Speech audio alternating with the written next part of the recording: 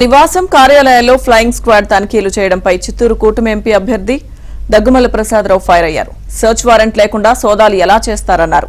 అధికారులు సర్చ్ కి సంబంధించిన పంచనామా రిపోర్ట్ కూడా ఇవ్వకుండా వెళ్లిపోయారని మండిపడ్డారు. ఇష్ట ప్రకారం కాకుండా చట్ట ప్రకారం తనిఖీలు చేయాలన్నారు.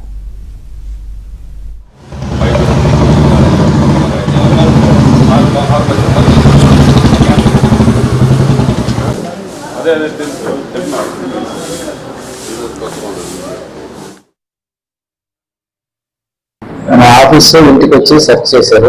వాళ్ళు ఏ అథారిటీతో వచ్చారని నేను అడిగాను. వాళ్ళకి అంత ఇన్హరెంట్ గా వెళ్తే ఎలక్షన్ కమిషన్ సెర్చ్ చేసి అథారిటీ ఇచ్చిందట. మీ అంతటి మీరు ఐడెంటిఫై చేసుకోండి, లేకపోతే ఎవరో థర్డ్ పర్సన్ వచ్చి నా ఇల్లు సెర్చ్ చేస్తే నాకు కష్టం అవుతుంది, మీరు చెప్పండి.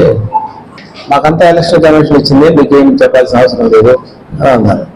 ఈ ప్రొసీడింగ్ అంతా పంచనామా డ్రా చేయండి, ఇది అలవాటు కదా ప్రతి వాళ్ళకి. తర్వాత మీరు నా దగ్గర దొరికిందా దొరకలేదా, ఏం దొరకలేదని మీరు చెప్తున్నారు కదా, రైటింగ్ లో పెట్టండి అని చెప్తే ఒక పంచనామా రాసిచ్చారు. అండర్ సెక్షన్ 165 CRPC సార్ చూపించి దాని ప్రకారం మీ ఇల్లు ఎంటర్ అయ్యమని రాశారు. మీరు 7 గంటలకు సెర్చ్ చేసి 8:30కి ముగిస్తే 11 గంటలకు సెర్చ్ ఆర్డర్ తీసుకొస్తే నాకు ఏమర్థం అవుతుంది? ఇదంటే ఇది అనాథరైజ్ సెర్చేనా?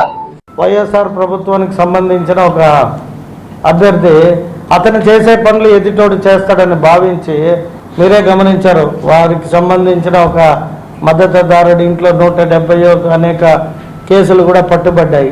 ఎవరు లేని సమయంలో లేదు వాళ్ళే ఏదైనా తీసుకొని వచ్చి పెట్టి కూడా రేపు పొద్దున మీ ఇంట్లో ఇది దొరికింది అది దొరికింది అంటే మేమేమి చేయలేని పరిస్థితికి తీసుకెళ్ళిపోతుంది. కాబట్టి మేము ఎలక్షన్ కమిషన్ని అలాగే చిత్తూరు కలెక్టర్ గారికి ఎస్పీ గారికి కూడా మా విజ్ఞప్తి ఏమంటే ప్రాపర్ ఎవిడెన్స్తో ప్రాపర్ కంప్లైంట్ అంటే ఎవరు మీకు కంప్లైంట్ ఇచ్చారో వారి వాల్యూస్ ఏం చూసుకొని మీరు వచ్చి సెర్చ్ చేసినా మాకేం తొందర లేదు.